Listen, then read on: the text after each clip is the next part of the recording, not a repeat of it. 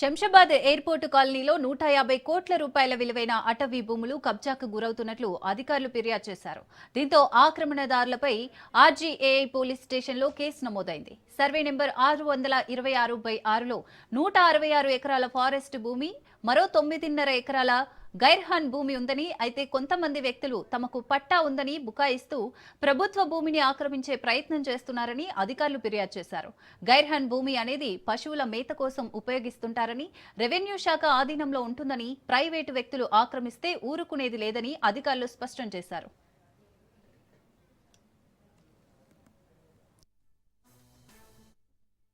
శంషాబాద్ మండలంలో శంషాబాద్ గ్రామంలో survey number 626/2 అనేది మొత్తం 176 ఎకర్స్ ప్రభుత్వ భూమి ఉంది.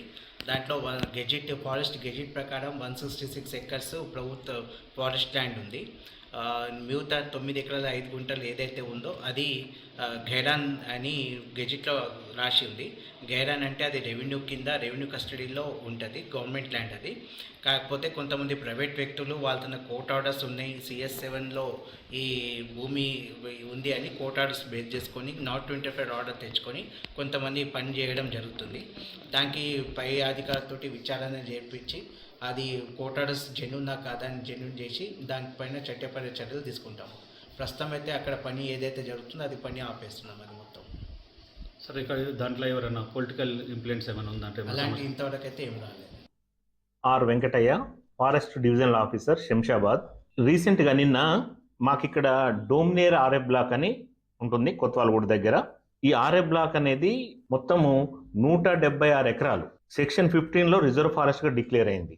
ఈ 176 ఎకరాలలో 166 ఎకరాలు రిజర్వ్ ఫారెస్ట్గా డిక్లేర్ చేస్తూ ఒక 9.5 ఎకర్స్ పశువుల మేతకై మేము వదిలిపెట్టడం జరిగింది. పశువుల మేతకు వదిలిపెట్టిందని గైరాన్ అంట. కానీ అన్ని రికార్డులలో 176 ఎకరాలకు ఫారెస్ట్ గానే వస్తూ ఉంది, అన్ని పానీలలో మా కంట్రోల్లోనే ఉంది. కానీ గత 2-3 సంవత్సరాల క్రితం కూడా కొంతమంది ఈ భూ ఆక్రమణదారులు ఏదైతే ఈ ఫెన్సింగ్ బయట ఉంది, ఈ 166 ఎకరాల చుట్టూ మేము ఫెన్సింగ్ పెట్టడం జరిగింది. ఈ 9.5 ఎకరాలను ఎందుకంటే పశువుల మేతకు అని చెప్పి బయట ఉంచారు. దాన్ని ఆసరా చేసుకుని కొంతమంది గత 3 సంవత్సరాల క్రితం కూడా ఒకసారి అటెంప్ట్ చేసిరట. మళ్ళీ నిన్న కూడా JCBలు అవి డోజర్లు పెట్టి దాన్ని క్లీన్ చేసే ప్రయత్నం చేస్తే మా వాళ్ళు కూడా పోయడం ఆపడం జరిగింది. పోలీస్ కేసు కూడా పెట్టడం జరిగింది.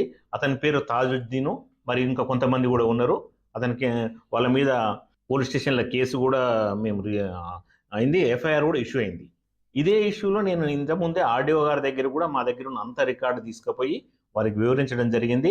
వారు కూడా పాజిటివ్గా స్పందించి ఇమీడియట్గా వర్క్ ఆపించే ప్రయత్నం